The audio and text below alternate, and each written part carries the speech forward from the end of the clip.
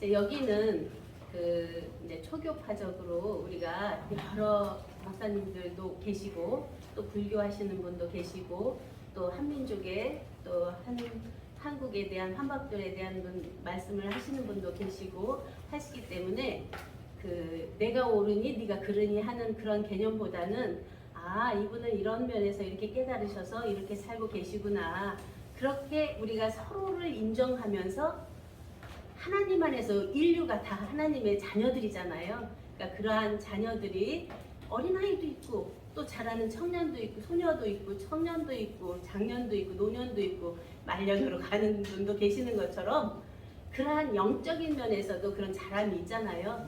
그러니까 여러 면을 우리가 포용할 수 있을 때 우리가 장자들도 되고 또 장성한 그리스도의 장성한 분량이 돼서 하나님의 마음으로 서로 품을 수 있는 우리가 된다고 봅니다. 그러한 은혜를 허락하시는 하나님께 감사드리며 말씀을 오늘 준비한 내용은 새 생명 새 사람 새 생활입니다. 이제 2022년 들어와서 우리가 새로운 새해를 맞았잖아요.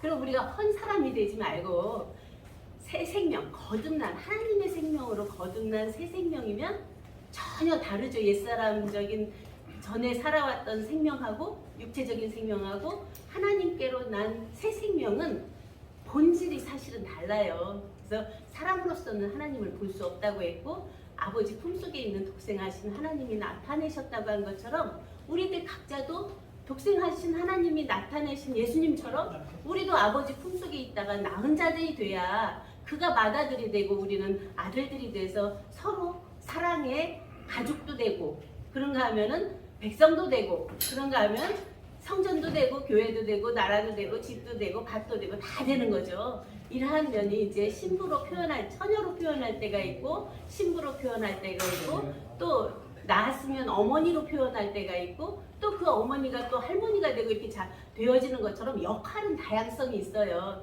그러니까 역할에 우리가 연연하지 말고 우리들의 영원한 생명의 실체가 뭐냐 죽고 사는 것을 초월해 있는 영원한 생명 자체가 뭐냐 하는 면에서 이제 새 생명에 대해서 잠시 보겠습니다. 이제 서론적으로는 이제 이 교환을 가지셨는데 잉크가 칼라 잉크가 없어서 중간에 파란색이 붉은색으로 조금 변하다가 나중에는 투명하게 돼버렸거든요. 그러니까 이해하고 보시면 좋겠습니다. 기독교인은 단생이라고 하는 한 100년에 사는 삶을 말하는 게 아니고 영원한 영생을 말하잖아요. 그러면 영생에 대한 개념을 또 각자 다르게 생각해요. 그냥 이 세상에서 영원히 사는 게 영생이다. 그런데 하나님의 생명 안에서 보면은 성경에서 보면은 하나님의 영적인 생명, 영과 생이 영원한 그 자체는 죽고 사는 게 사실은 없잖아요. 하나님은 인간이 낳고 죽고가 하는 거지. 이제 그런 면에서 개념도 서로 다르기 때문에 영생 같은 말을 말하는데 서로 다를 수 있다 하는 면에서 이제 보게 됩니다. 내가 살았고 너희도 살겠습니다. 그날에는 내가 아버지 안에 너희가 내 안에 내가 너희 안에 있는 것을 너희가 알리라. 그러면 내가 살았고 그러면 앞에가 죽었다는 내용이잖아요.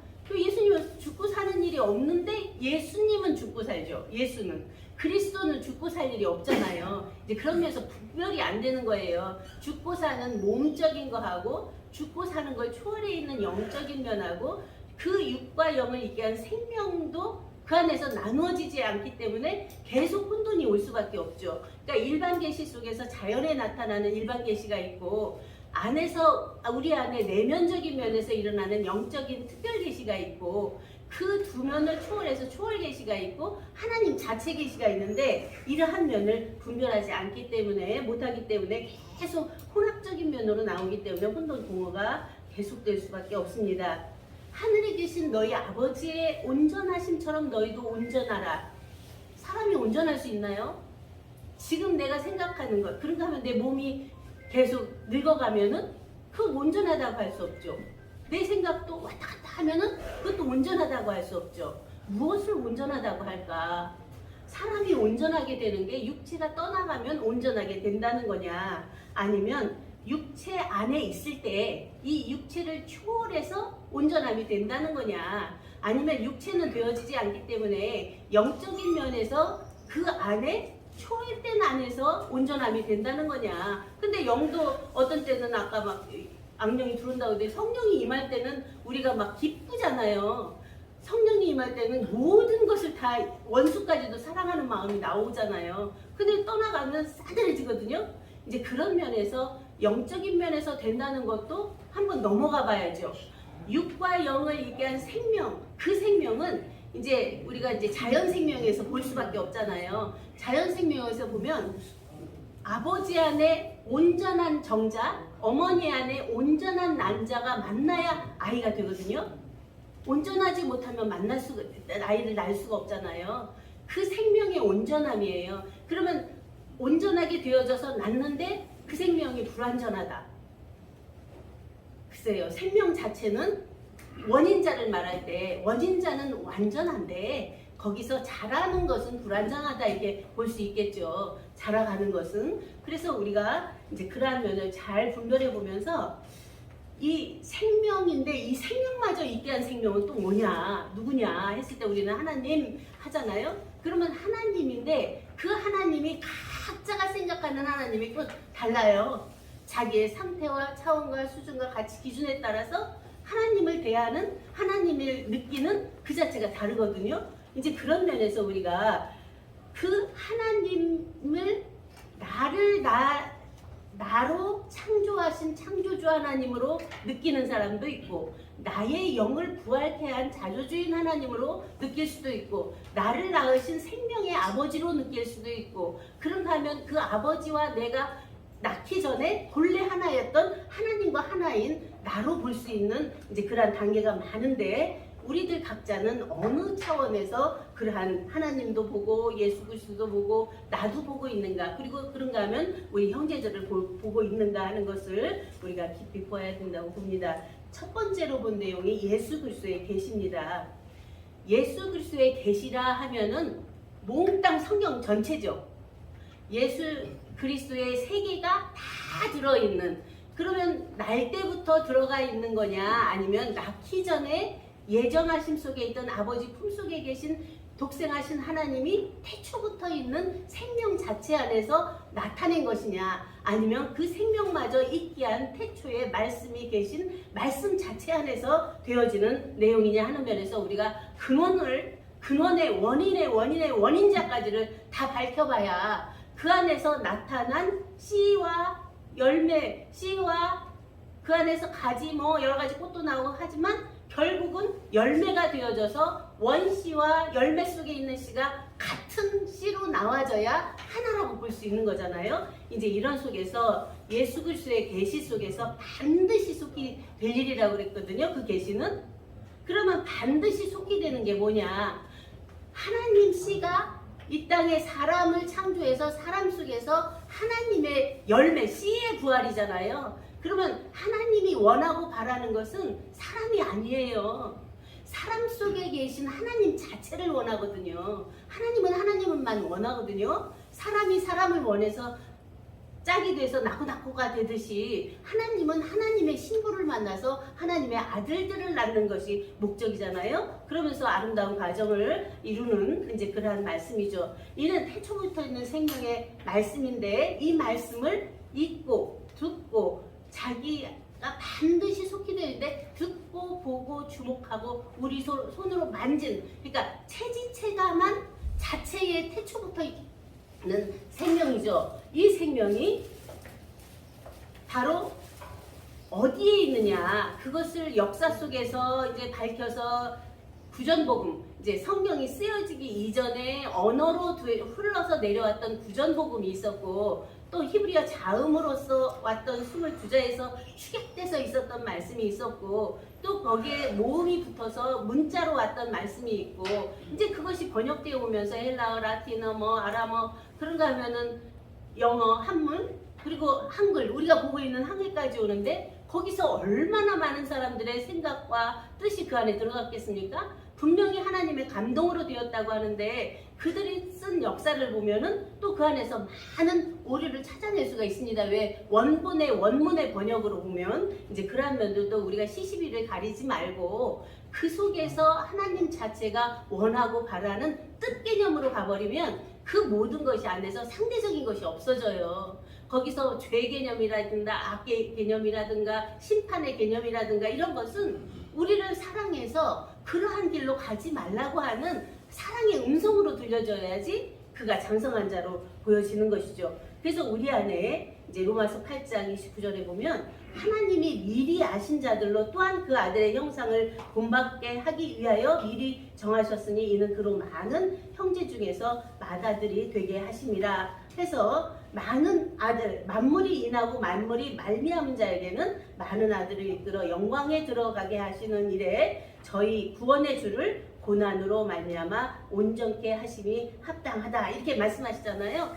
이제 그런 면에서 우리들 각자의 존재, 근본, 근원, 나는 누구였는가가 밝혀지지 않으면 우리는 계속 피조인 사람에서 휘둘리다가 결국 자기를 찾지 못하게 되는 것이 되죠. 그래서 우리가 그러한 하나님과 하나였던 그 생명에서 출발하지 않으면 결국 맹신이 되고 허상, 망상, 공상. 그래서 앞에서도 말씀하신 것처럼 다른 예수, 다른 복음, 다른 영을 자기가 온전하다고 믿을 수가 있거든요. 이제 이런 면에서 우리가 정말 그리스도 예수 그리스도는 죽고 사는 육체를 초월해서 영이고 영을 초월해서 생명이고 생명을 초월해서 하나님 자체인 이제 그러하신 것처럼 결국 이 성경 자체가 내게 대하여 증거하신 것이라 한 것처럼 이 성경이 우리 각자를 증거하는데 많은 역사를 논할 수도 있고 증거를 논할 수도 있고 누가 뭐라고 했다는 것 말할 수도 있는데 결국은 그 자체가 자기 안에서 천지도 자기 안에 하늘과 땅도 자기 안에 그런가 하면 빛과 어둠도 자기 안에 윗물과 아랫물도 자기 안에 묻과 바다도 자기 안에 새소와 씨 맺는 과목도 자기 안에 그런가 하면 짐승도 뭐 그 안에 나와주는 물고기나 또 새들이나 이러한 것들이 자기 안에서 안 열어지고 계속 자연을 말한다든가 인간의 어떤 흐름을 인간의 도리를 말한다든가 결국은 자기 구원은 안에서 찾을 수가 없거든요. 이제 이러한 면에서 우리가 새로움으로 관점 우리들의 관점 변화가 사실은 돼야 되죠. 그래서 두 번째, 내가 처음이요 나중이니 곧 산자라 해서 믿는 자 누구나 생명의 성령의 진리 말씀을 듣고 바로 하나님의 아들이심을 믿고 영접하는 거죠. 그러면 그는 그고 나는 나라고 분리되어져서 하면 아무리 잘 믿고 잘 영접해도 사실은 되어지지 않거든요.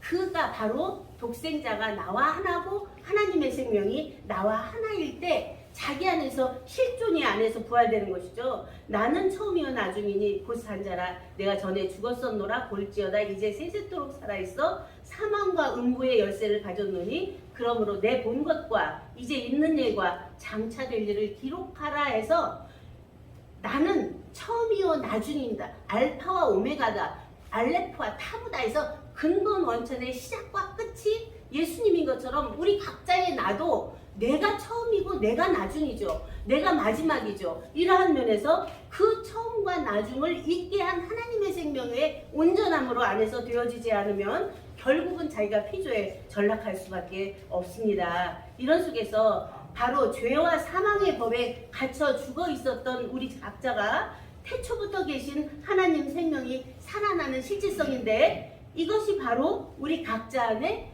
생명의 주체성이 살아나는 것이고 성령의 정체성이 회복되는 것이고 바로 영생의 실체가 우리 안에서 현현돼 나오는 거죠. 이것이 안 되면 아무리 성경을 우리가 많이 알고 문자적으로 해석을 잘한다 하더라도 결국은 자기 안에 유익이 없는 것이 되어집니다.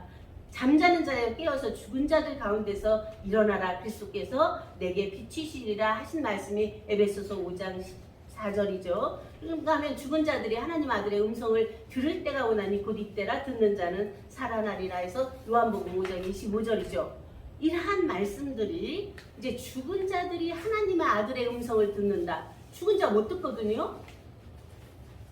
죽은 자는 우리 피조를 죽은 자라고 했거든요. 우리 피조를 소경이고 문둥이고 귀머거리고 또 그런가 하면 잠자는 자고 죽은 자라고 했잖아요. 그들을 깨우겠다 예수님 말씀하셨고 그들을 살리겠다 하는 것이 예수님의 약속이잖아요. 이러한 면에서 우리가 아무리 태초부터 있는 생명의 말씀을 증거하고 있어도 내가 귀가 들리지 않는다든가 잠자고 있다든가 마취되어 있으면 전혀 들을 수가 없죠. 그런데 깨어도 있어요. 그냥 살아도 있어요. 움직여요. 근데 딴 생각에 내가 집중돼 있으면 전혀 또 그 자체는 들리지 않거든요. 이제 그런 면에서 우리가 들어도 듣지 못하고 보아도 보지 못하는 육과 영의 분별이 분명히 되지 않으면 아무리 그 안에서 성경을 성경으로 짝을 맞춰서 해도 그것이 열어지지 않는다는 거예요. 그래서 살리는 것은 영이니 육은 무익하니라. 내가 너희에게 이른 말이 영이요 생명이라 해서 육을 초월해서 영으로, 영을 초월해서 생명으로, 생명을 있게 한 하나님 자체의 온전한 하나님의 영이라는 건 하나님의 정신이고 하나님의 마음이고 하나님의 성품이죠. 그 자체가 내 안에서 살아나오지 않으면 결국은 우리가 이제 죽은 자 가운데서 헤매는 자들이 될 수밖에 없죠. 요한복음 5장 25절 아버지께서 자기 속에 생명이 있음같이 아들에게도 생명을 주어 그 속에 있게 하셨고 또 인자됨을 인하여 심판하는 권세를 주셨느니라 해서 심판하는 권세를 주셨다니까 또 밖에를 막 심판하고 다녀요. 그것은 무슨 유익이 있겠습니까? 자기가 심판주만 되면 자기가 먼저 괴롭습니다. 심판하는 권세는 자기 안에서 이미 나타난 육적인, 영적인, 혼적인 이러한 것들이 떠나가고 새하늘과 새 땅이 임하고 새하늘과 새 땅이 임한 속에 새 예루살렘이 임하는 다시 다 비유 안에서 되어지는 말씀이기 때문에 우리가 처음 생각하고 말하고 행한 인간적인 본성적인 면하고 말씀을 듣고 우리가 하나님의 영으로 거듭난 새 말씀, 새 복음 안에서 신부가 되어야 마땅하죠. 하나님의 씨를 낳을 수 있는 신부가 되어야 우리가 그가 한 아들을 낳아서 그 아들이 기묘자, 모자, 전능하신 하나님, 영존하신 아버지, 평강의 왕의 실존체가 되는 것처럼 우리들 각자도 그러한 자람과 낳음 속의 자람과 생활이 되어져야 되죠. 그러니까 새 생명으로 낳은 거에 머무르는 것이 아니고 낳았으면 새 사람의 인격, 선한 하나님의 성령의 인격이 안에서 되어지는데 새 사람으로 표현했지만 사람은 구원이 없습니다. 거기를 인자로 바꿔야 된다고 봅니다. 그래서 인자는 바로 나는 원인인자 씨앗자자로 하죠. 사람인자 사람의 아들로 보는 것보다는 원인인자 씨앗자자로 보면 원인, 하나님의 원인의 씨가 원인의 아들로 나아진 것이죠. 그 안에서의 새 생활을 우리에게 말씀하고 계십니다. 그래서 계시록 1장 18절 새토록 살아있어 사망과 음부의 열쇠를 가졌노니 하고 이제 그러한 면에서 먼저 자기 안에 자기가 자기를 심판해요.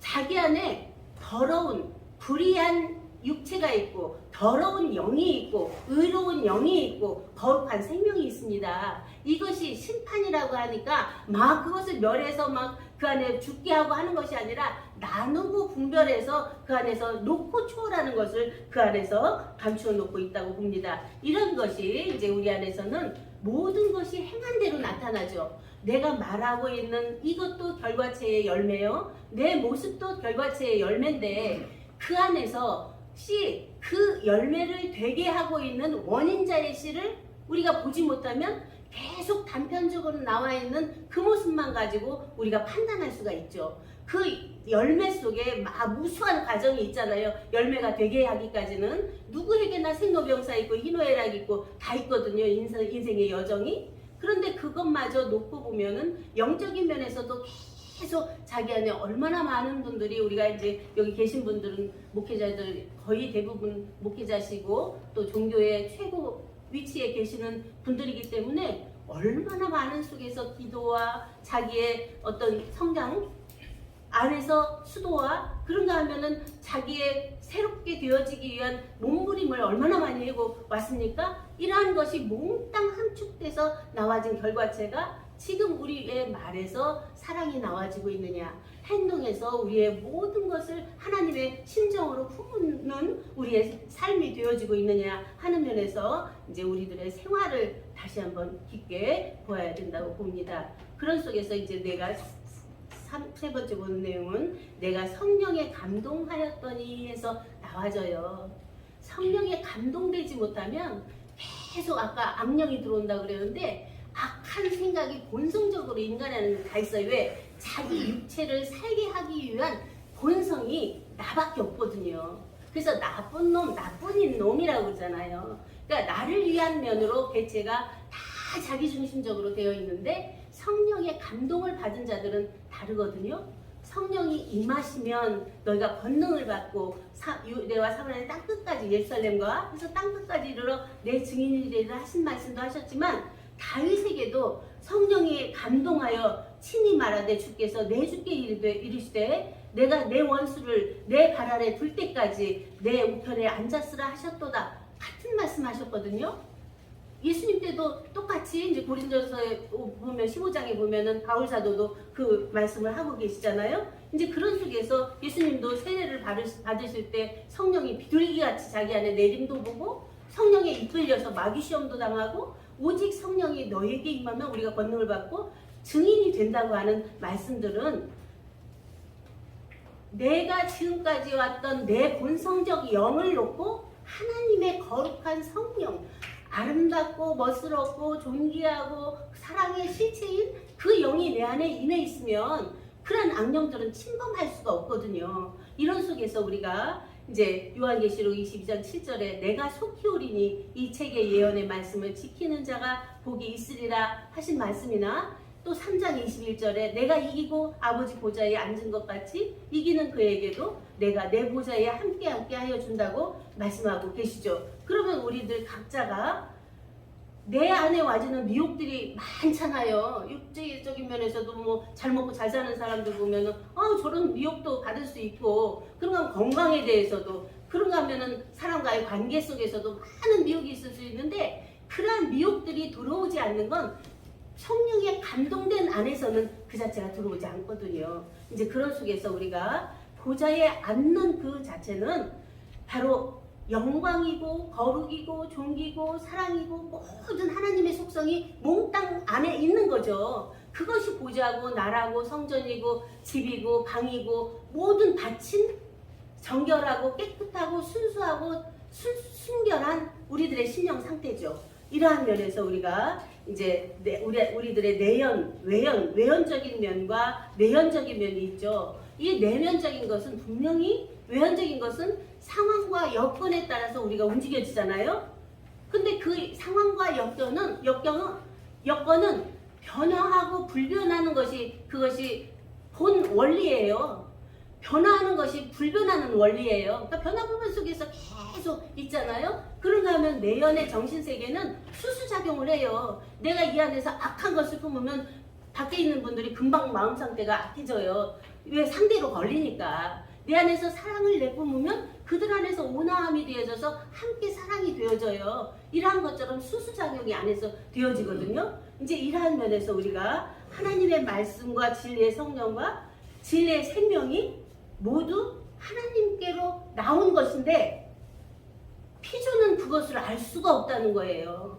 그러니까 거듭나라 물과 성령으로 다시 나라 하는 말씀은 세상에 있는 거 네가 알고 본 거 다 놓고 하나님께서 너에게 알려주시는 영으로 계시하고 계시는 그 자체를 네가 받아들여서 너와 나는 본래 하나였기 때문에 한 생명의 한 사랑의 삶을 살자 하는 것이 깊은 아버지의 음성이죠. 하나님의 말씀 이제 그 자체가 스스로 자존하시는데 우리들 각자도 아버지는 변함도 없고 회전하는 그림자도 없다는 거예요. 진동치 않는 한 나라로 우뚝 서 계시다는 거예요. 그러면 우리들 각자도 변함도 없고 회전하는 그림자도 없는 생명의 실존 자체가 우리들 각자 존재 자체의 근본이거든요.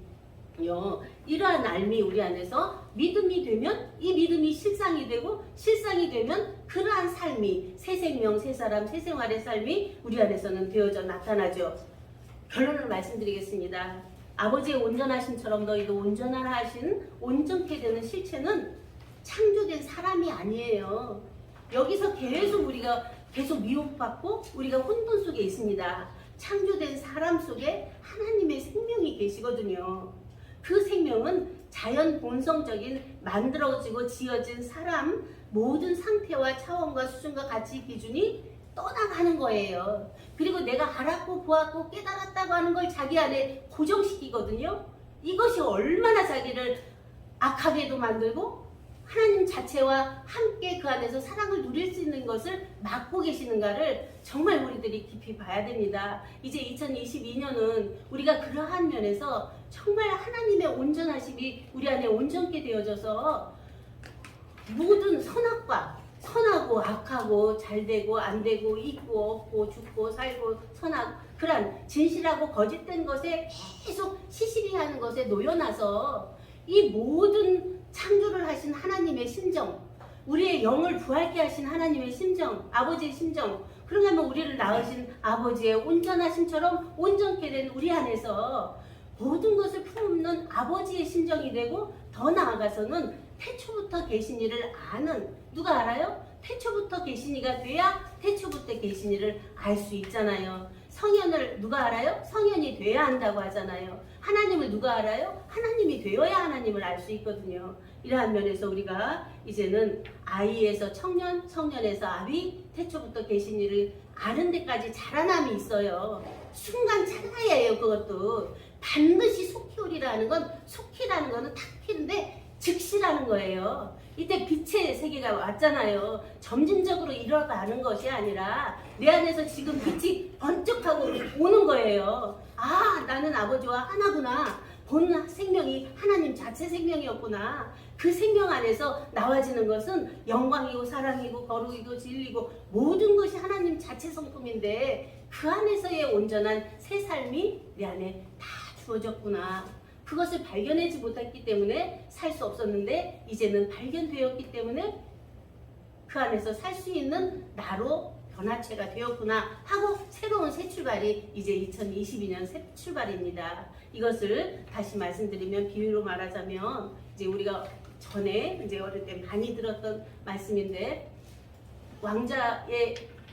왕궁에 이제 난이 일어났는데, 어린아이가 왕자죠. 그러니까 피덩인데 거기서 난이 일어났기 때문에 잡아 죽일 수밖에 없잖아요. 그런 아이를 유모가 데리고 도망갔어요. 그래서 저 시골 고석에 가서 길렀는데, 그 아이가 이제 그냥 총리 아들로 자란 거죠. 그랬는데 이 유모가 죽음을 앞두고 앉혀놓고 절을 하면서, 당신은 왕자님이십니다. 이 나라의 왕이 되실 분입니다 하고 절을 했다는 거예요.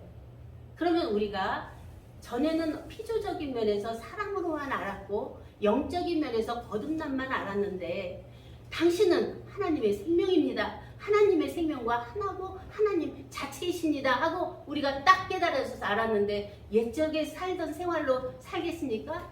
전혀 새로운 삶이 시작됩니다. 그 왕의 수업을 받기 시작하죠. 그는. 그래서 그 나라를 통치하는 왕이 되는 것처럼 우리들이 각자가 내가 나라예요. 소우주인 내 나라를 내가 평정해서 왕같은 제사장들로 서서 나를 아름답고 멋스럽고 거룩하고 영광스럽게 그 안에서 살려내면, 내가 먼저 되면 가정이 되고 사회가 되고 인류가 다 되어지는 것이잖아요. 이것이 바로 신통일 한국 신평화세계입니다. 우리 함께 그러한 하나님의 온전한 통일된 한나라, 그런가 하면 하나님의 평화세계가 우리 안에서 각자 안에서 되어지면서 함께 이루어가는 아름다움이 더욱더 충만하기를 간구하면서 말씀을 마치겠습니다. 감사합니다.